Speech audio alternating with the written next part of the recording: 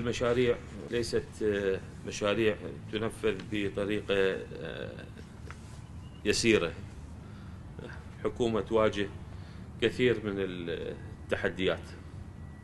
هناك من يحاول أن يشغلنا في هذا الملف أو ذاك، لكنه يواجه إرادة وعزيمة صلبة بالاستمرار بهذه المنهجية بالعمل ولا تراجع عن ذلك أبدا. لا تستطيع أي قوة أن توقف عجلة الإعمار والبناء التي بدأت تحت أي ظرف من الظروف.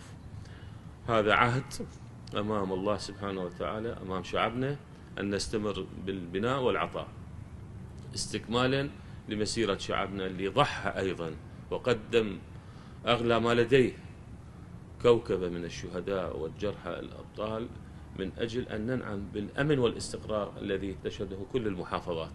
وبالتالي ليس أمامنا إلا أن نعمل بذات